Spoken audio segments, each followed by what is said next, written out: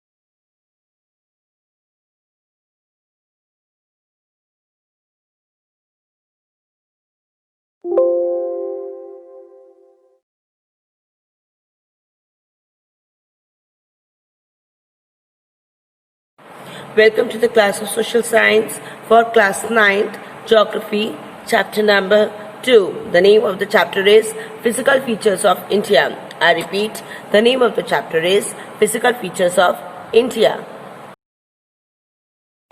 In the contents of this chapter, we will discuss about the physical features of India, theory of plate tectonics, movement of plates, plate boundaries, major physiographic divisions that are the Himalayan mountains, the northern plains, the peninsular plateau, the Indian desert, the coastal plains and the islands. Okay, and finally we will go to discuss about the conclusion of this chapter.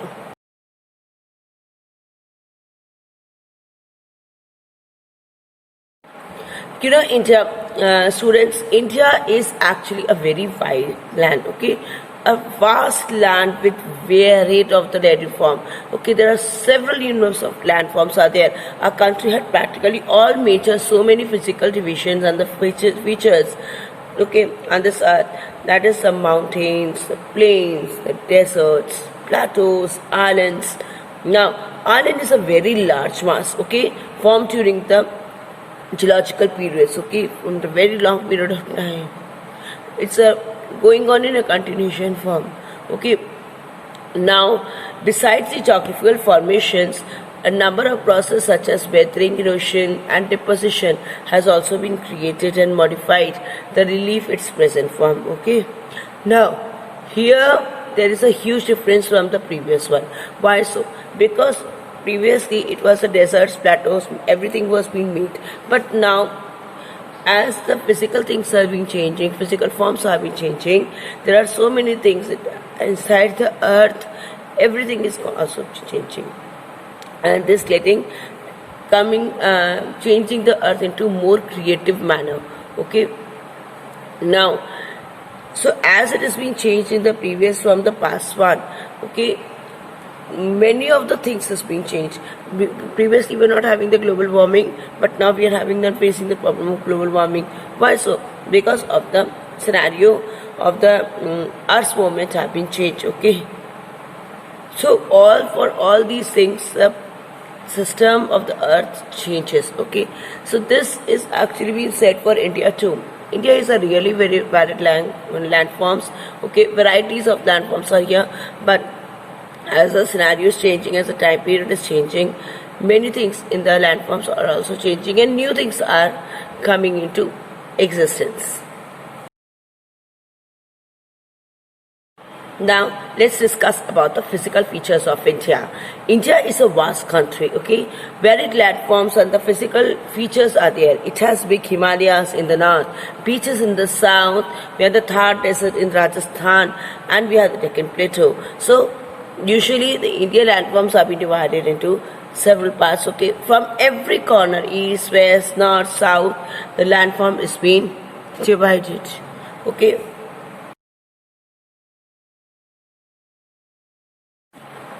Now, the geographically India can be divided into 5 major divisions. Okay, number 1 is the Peninsular Plateau region.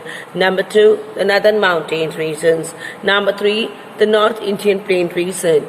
Number 4, the Coastal Plain region. And number 5 is the Indian Islands. Okay, and including that, we are also having the Indian deserts.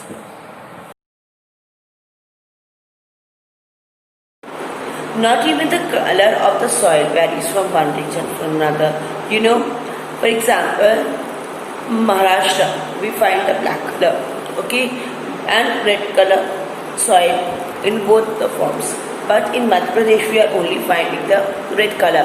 This variation in the soil is due to the kind of the rocks from which they are made, okay. So, the types of the rocks which have been found in any of the places, same like it used to verify or change the color of the soil also. The black soil and the red soil, both types of rocks are being found in the Maharashtra region. So we are finding red and black soil, both kinds of soil. But in Madhya Pradesh, there are the rocks only which are forming the red soil. Okay, so in the Madhya Pradesh, we are able to see only the red soil.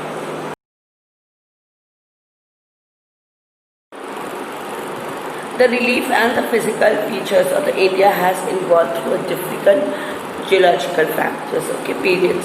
Now, during this process of the formation of India as it is today, okay, India has been also been changed just because of these periods, the geological periods, okay. The Indian landmass was subjected to 3 things, that was weathering, deposition and erosion. I repeat, the Indian landmass was subjected to 3 things, that was weathering, deposition and erosion. Now, what actually the word weathering refers to? Weathering refers to the breaking down or dissolving of the rocks and minerals on the surface of the earth. Okay, it can be helped by the water, ice, acids, salt, plants, animals, and changes in the temperature. Usually, these are said to be all the agents of weathering. Okay, so weathering means that is breaking down of the rocks and minerals on the surface of the earth. Okay, now next is word said to be the deposition. Now, what is actually the deposition refers to? Deposition is actually a geological process. Okay, deposition is a geological process in which sediments, soil and rocks are added to the landform. Okay, small parts being divided and they have been added to the landforms or the landmarks. Now, it can be just because of the wind, it can be because of the water, it can be because of the gravity transport, okay, which has previously held, due to which, just like that, this is the earthquake we have the earthquake, there is a crack on the earth, okay, in the earth's surface. Now, over there, the rocks also get cracks. Now, with this, the sediments, the small particles used to mix with the landmarks, that is actually called the deposition. Now, Next is said to be the erosion. Now, what is actually the erosion refers to? Erosion is an action of the surface process. Okay, I can say we have the flood. I hope you all know about the soil erosion. What does it mean?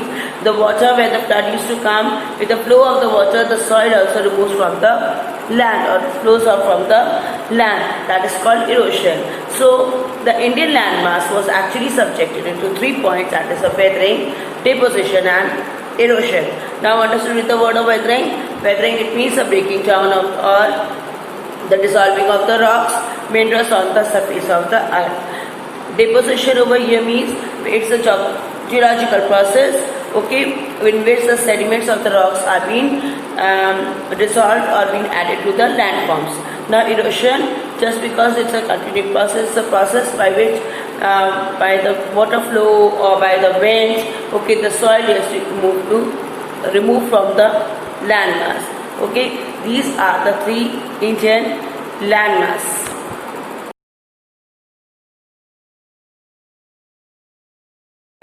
Now, the Indian physical features is being divided, and at present today we see in a different scenario. Okay, what we see the plains, we see the rivers, the coastal areas. Okay, we see the mountains and the plateaus. So these are the areas where now the physical of India is being divided. Okay, physical features are being divided. Now, students, do you know? That no one knows that actually how India was being formed, but the scientists are having actually several theories about it, okay, to explain the process. One of such theory is called the theory of plate tectonics. The theory of plate tectonics. Now, what is actually the theory of plate tectonics? Before I discuss the theory of plate tectonics, let me discuss with you what is actually the plate tectonics refers to. Now, the plate tectonics is actually is said to be a lithosphere plate. A tectonic plate is said to be a lithosphere plate. Okay, it's a massive, irregular in shape, okay, slab of the solid rock. Okay, generally composed with the continental and oceanic lithosphere. Lithosphere over here means the land area. Okay, now the variations of the plate may vary from one place to another, and that's how the condition or the structure of the countries are differ from one country to another country. Okay, now what is actually the theory of the plate tectonics? Plate tectonics is a theory that Earth's outer shell is divided into several plates, okay, that climb over the mantle, the rocky inner layer above the core. The plates act like a heart and a rigid shell compared to the Earth's mantle. Fine. Now here what actually means the stands for. There is an outer shell. Okay. Now in that outer shell, usually what is happening, that it is being divided into different types of plates. Okay, layers are there. Now over the mantle it means over the earth crust. Inside that we are having the mantle. Over that mantle, now the rocky inner layer above the core. Okay, usually these plates are very hard one. Okay, now and they are also very rigid. Now the lithosphere includes the crust also and outer part of the mantle. Okay, so usually what is the lithosphere? Lithosphere means over here that earth is there, the outer part of the mantle and the crust. Both are being involved in the lithosphere. So we can simply say the crust plus the outer part of the mantle is equal to, or it makes the lithosphere. Now lithosphere, and as you all know that the lithosphere is divided into different types of plates. So this overall theory is known as plate tectonics. This theory is known as plate tectonics. Now, let's discuss about the movements of the plates. Okay. Now, according to this theory, according to the plate tectonics, when the earth crust is formed, there are the 7 major layers in the minor plates. Okay. When these plates used to move, they cause disturbance in the continental crust. Okay, the above level. the earthquake. What is actually the reason for the earthquake? Because when these plates used to move, okay, it leads to folding and faulting. Okay, now what is actually folding and faulting refers to? Fold. Fold is used in a strategy. It's a stamp or originally flat, okay, level surface such as cemetery stamp. Okay, it is bent or curved as a result of a pressure. This is flat. Now slowly and steadily it is folding, bending. Okay, this is called the folding plate. Okay, now when the forces act towards each other from opposite sides, the rock layers are bent. Okay, this side also and this side also. These are the two plates. Okay, they are being folded now because they are pushing pressure on each other. This is called folding. Now, what actually faulting refers to? The faults are the fractures on the earth crust when the earth or either of the cracks have slide past each other. Now, what actually means for? It refers to there is a plate. This is another plate. Now, suddenly this plate started moving, and as it moves, it used to fold it used to bend this and used to enter inside this area. This is called floating. This is called floating. This is called folding. This is called floating. Okay. Now, these actually usually it happens when we are having the process of the earthquake. Severe earthquake with a great speed, okay, the measurement usually happens the floating, and when we are having a very slight earthquake, it used to happen just because of the folding.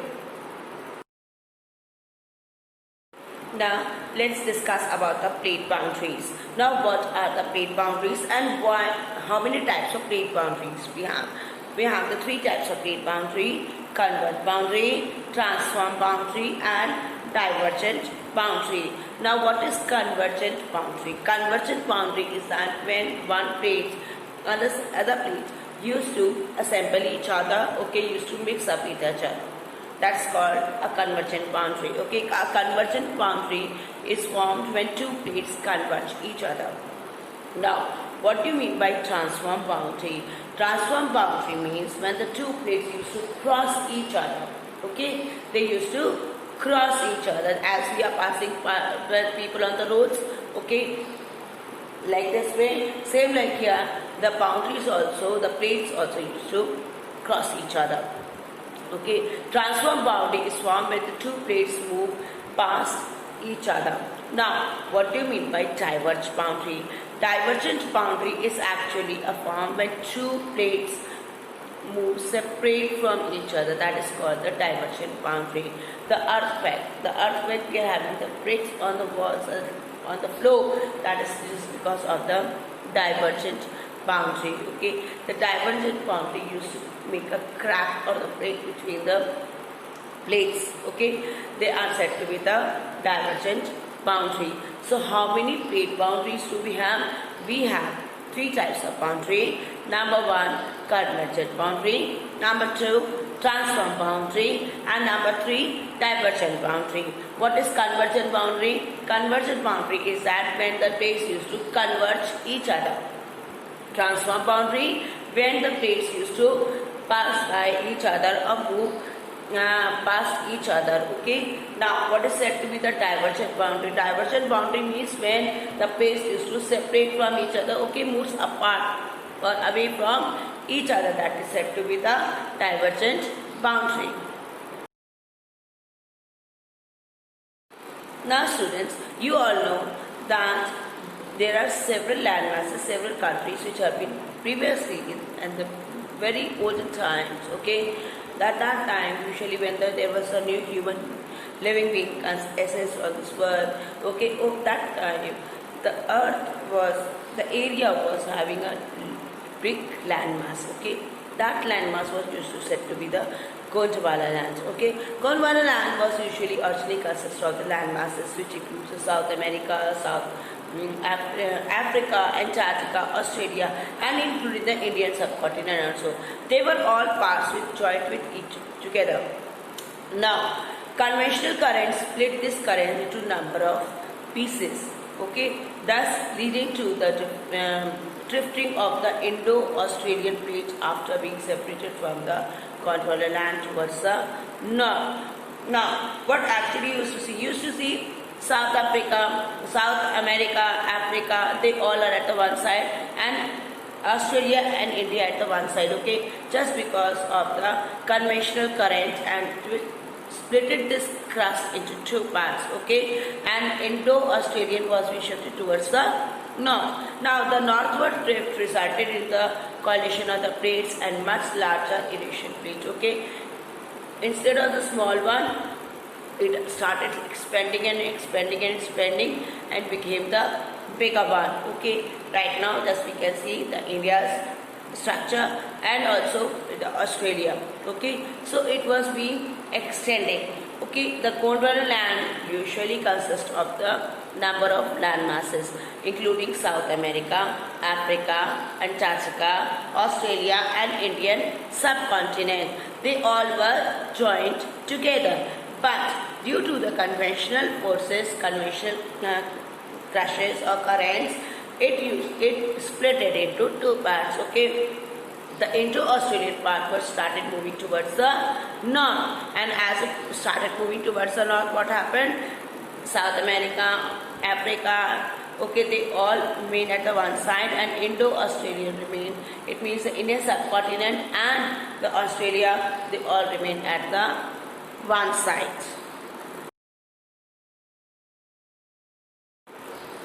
Now let's discuss about the major physiographic divisions, okay. I repeat, we all will discuss about the major physiographic divisions. The physical features of India can be grouped under the following. Number 1, the Himalayan mountains. Number 2, the northern plains. Number 3, the peninsular plateau. Number 4, the Indian desert, the coastal plains and the islands, okay. So here these are the different types of physiographic divisions of, or the physical features of India, which has been divided and which we are going to study in the next slide. Now, the first one is said to be the Himalayan mountains. The Himalayas are fold mountains which cover the northern part of India. I told you about the meaning of fold when the plates used to pressurize each other from one side, okay, from one side, and it used to fold it to take the form of a mountain. They are geologically young as compared to other mountain ranges. The Himalayan range is the highest and most rugged mountain range in the world. It extends from the river Indus in the west to the Brahmaputra in the east, forming an acre of about 2,400 kilometers. The width of the range varies from 400 kilometers in Kashmir to 150 kilometers in Arunachal Pradesh. Okay. Now, what is actually the how much the length of the spreading of the Himalayas is for the 2,400 kilometers from north to west, not to east south. Now here the width of the stage varies. Okay, the 400 kilometers is in Kashmir to 150 kilometers in Arunachal Pradesh. Altitudes of these mountains vary more than the western parts. Okay, the Himalaya consists of three parallel ranges, which is said to be the Himadri, Himachal, and the Shivalik. Himadri, which is said to be the Greater Himalayas. Himachal, which is said to be the Middle Himalayas, and Shivalik, which is said to be the Lower Himalayas. Okay, now here the Himadri, Himachal, and the Shivalik, they are having also the other names. Okay, so never try to confuse with that. Okay, if the question is coming to you that what do you mean by Middle Himalayas, so the Middle Himalayas is said to be the Himachal. What do you mean by the Lesser Himalayas? You can use the Shivalik, and the Greater Himalayas are said to be the Himadri. Okay, just imagine, take the parts of the three floors. First floor Himadri, the Greater Himalayas. Second floor the Himachal, the middle Himalayas, and the third floor is the Shivalik, the lower Himalayas. Okay. Now, so Himalayan mountains was said to be the most important rugged mountain, okay, which is covering almost the north part of the India. Now, it is said to be the highest and the most rugged also. It extends from the river Indus to the west and to the Brahmaputra in the east. Now, forming an acre of about 2,400 kilometers, its width varies from 400 kilometers from in Kashmir to 150 kilometers in Arunachal Pradesh. Now, the altitudes of this is we dividing Himalayas into three parts that is said to be, or three parallel lines that is said to be the Shivalik, Himachal and the Himadri. Okay, Himadri which is said to be the Greater Himalayas, Himachal which is said to be the Middle Himalayas, and Shivalik which is said to be the Lower Himalayas. Now let's discuss about Himadri. The northernmost range is known as the Great or the Inner Himalayas or the Himadri. It is a continuous range consisting of the loftiest peaks with an average height of 6,000 meters. It contains the highest peaks, Mount Everest, K2, Kanchenjunga, all are present in the Greater Himalayas. The Great Himalayas folds are symmetrical in nature. The core of this part of Himalayas is composed by granite.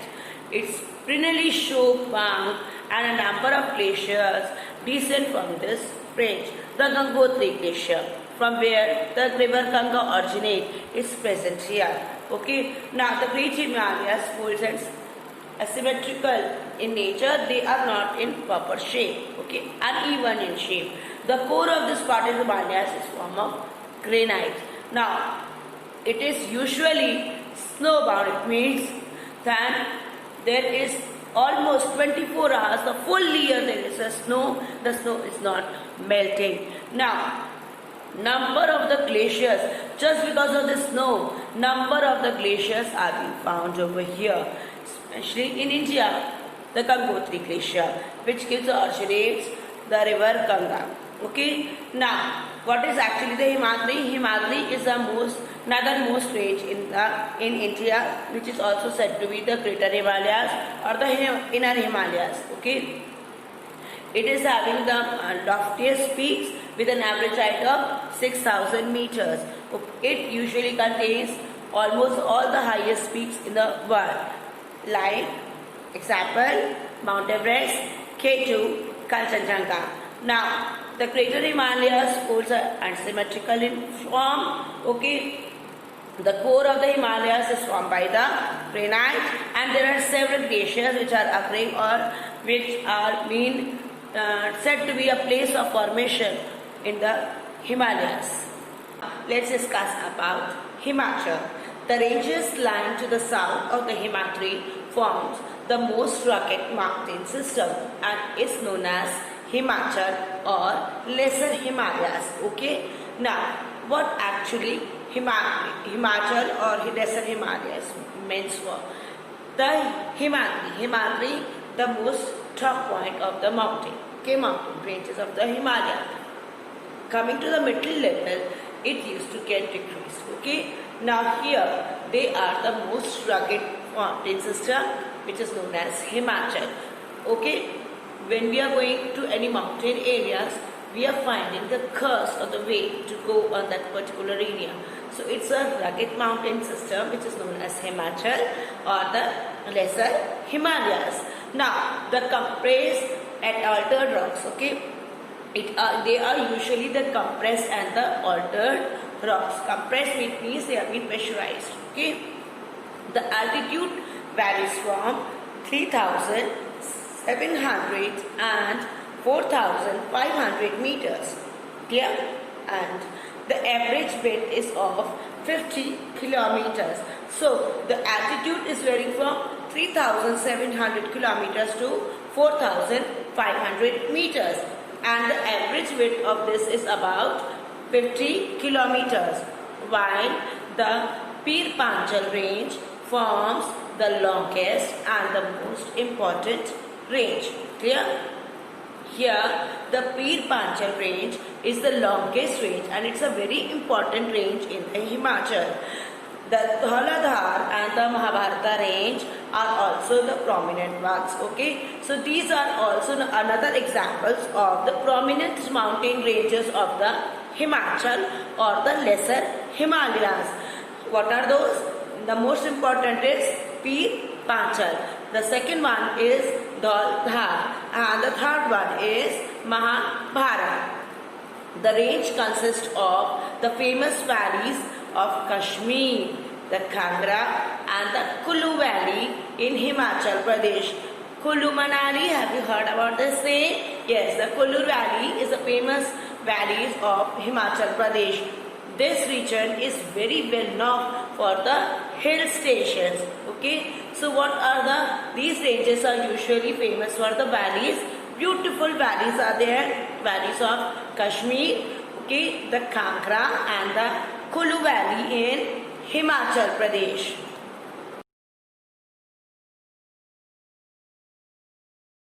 Now let's discuss about the Shivaliks. The outermost range of the Himalayas is called the Shivaliks.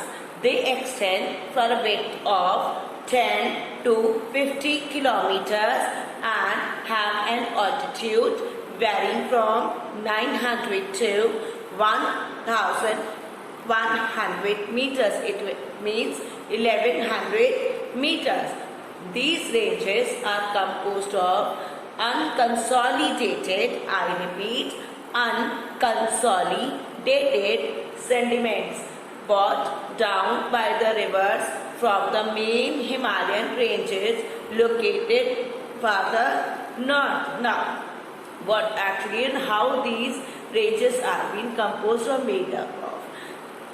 Unconsolidated sediments, the rocks, okay, small pieces of rocks and land surface, the soil, everything which is coming from the upper part of the Himalayan ranges, okay, starting from the top level of the Himadri. The river water, whatever is coming down, is taking out most of the rocks or the sediments with them. Okay, they are all unconsolidated. It means they are not matured enough. So these things are coming down with the flow of water. And as these things are coming down, they are used to make these ranges. Okay, these ranges are actually being composed of these unconsolidated sediment which has been brought by the rivers, and from where these rivers used to originate, these rivers used to originate from the top level of the north, okay, from the peaks of the Himalayas. Now, the Shivalik extend to a width of 10 to 50 kilometers. Clear? Shivalik range used to extend over a width of 10 to 50 kilometers and they have an altitude varying between 900 and 1100 meters. Okay, so they have an altitude varying between 900 and 1100 meters. These ranges are composed of unconsolidated sediments. Now, these valleys are covered with thick gravel and alluvium. These valleys are covered with thick gravel and alluvium. The longitudinal valleys, okay, the longitudinal valleys lying between the lesser Himalayas and the Shivaliks are known as dunes. Okay, the longitudinal valleys lying between the lesser Himalayas, the middle, the lesser Himalayas and the Shivaliks are known as dunes. Some of the famous dunes of Shivalik are Dehradun, Kotli Dune and Patli Dune. Okay, they are the three famous dunes of the Shivalik region: Dehradun, Kotli Dune and Patli Dune. And they are the some well-known dunes of the Shivalik. So Shivalik is actually the outermost range of the Himalayas, which extend to the width of 10 to 50 kilometers and have an altitude of 900 to 1100 meters. These ranges are usually made up of consolidated sediments. Okay, by which are being brought by the rivers from the top of the Himalayas, from where the rivers rises. Okay, now these valleys are covered with thick gravel and alluvium, including that the longitudinal valleys lie between the lesser Himalayas and the Shivaliks. The place between both these two places or the part of the Himalayas are called dunes. Okay, so we can say what are dunes? Dunes are the part between or region between the lesser Himalayas and the Shivaliks. They are known as dunes. Now name some famous dunes of the Shivalik valleys: the Dehradun, Kotli Dune and the Patli Dune. Okay, they are the famous dunes of the Shivalik region. Now, are you able to see these three images? First image is showing you of Dehradun. Now, I hope many of the students might be seen the Dehradun. They have visited the Dehradun too. Another one is the Kotli Dune, and the last one is the Patli Dune. These three dunes are really very beautiful on the faces of the tourism. Okay, the people usually goes. Now in Dehradun, usually it's a residential area. The people are living in a huge quantity. Kotli Dune comes in an area where the density of the population is less, but it's a really remarkable dune. Okay, it's a very dune usually covered with the forest and the wild animals, and the Patli Dune is actually famous for its greenery. It's too much greenery over there. The trees, the pine trees and the shrubs are very beautiful, especially during the winter time and also during the rainy season. So these three are the famous dunes of the Shivalik.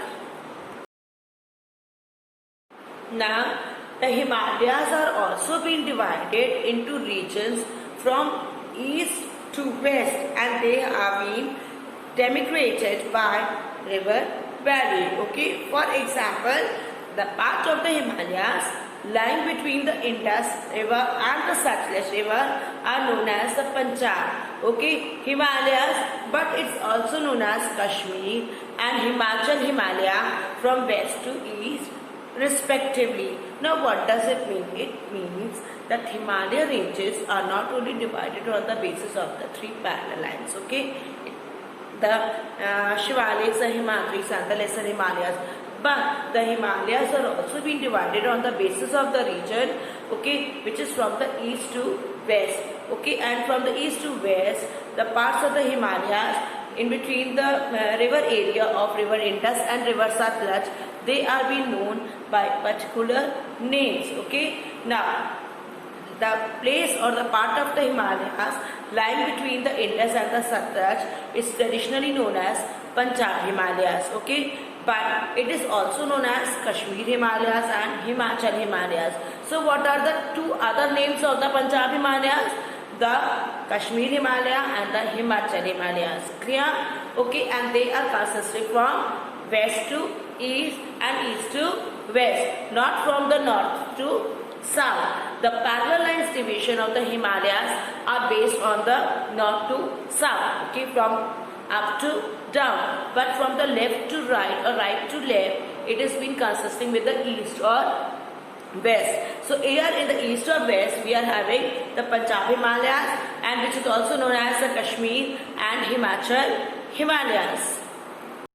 Now, apart from this, the Punjab Himalayas, the Kashmir and the Himachal Himalayas, there are other Himalayas also. There are said to be the Kumaon Himalayas. Kumaon Himalayas, which are being situated between the Satluj river and the Kali river. Now, the Kumaon Himalayas are located between the Satluj and the Kali. Assam Himalayas, the Assam Himalayas are being situated between the Tista and Dhiang rivers. Okay, these are the two rivers which are being flowing in the Assam region. Okay, Assam state. Over there, these Himalayas are being found and known as Assam Himalayas. The river Kali river and the Tista river, the place between the river Kali and the Tista river, that region is said to be the Nepal Himalayas. that river is said to be that region is said to be the Nepal Himalayas. So the Nepal Himalayas are located between the Kali and the Tista river.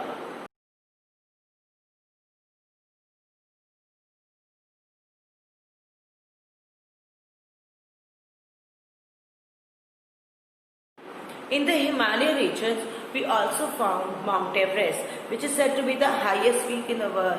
Okay, and Mount Godwin Ausinto, which is said to be the second highest peak in the world. So these two peaks are being found in the Himalayan ranges, and some of the highest peak of the Himalayas are the Mount Everest, which is situated in the Nepal country, having the height of 8,848 meters.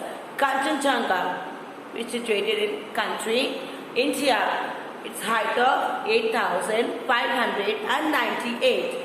Makalu, which is situated in the Nepal country, at the height of 8,481 meters. Dhaulagiri, which is situated again in Nepal, lies in Nepal and having the height of 8,172 meters. Naga Parbat. The Nanga Parbat is in India country and it's having the height of 8,126 meters. Annapurna. Now Annapurna range lies in the Nepal, okay, and it is having the height of 8,078 meters. Nanda Devi again, which is found in the country India, having the height of 7,817. Next is Kamet. Kamet is again lying in India country and having the height of 7,756 meters. Now, Namcha Barwa again is in India and having the height of 7,756 meters. Next last is the Kurla Mandata. The Kurla Mandata is in Nepal and which is having the height of 7,728 meters. So here, this is a chart which is giving you the highest peak lying in which country and having the approximately height of those peaks. Now what you have to do, you have to make this chart with the peak, country and the height inside your notebook. Okay, so make it properly and neatly inside the notebook.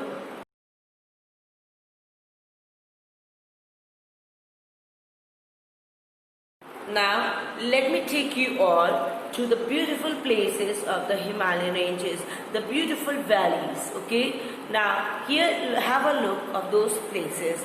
Number one is the Kashmir Valley, the Kulu Valley, the Kangra Valley, Himachal. Now this is a map of Himachal where I am showing you where is the Pir Panchal located. Next is Dalhousie.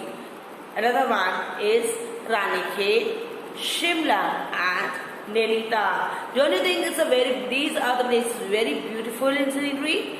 Very beautiful. Now you can plan for your next summer vacations over here to visit that. Have a visit and just to feel the prettiness and the beauty of the Himalayan ranges over here.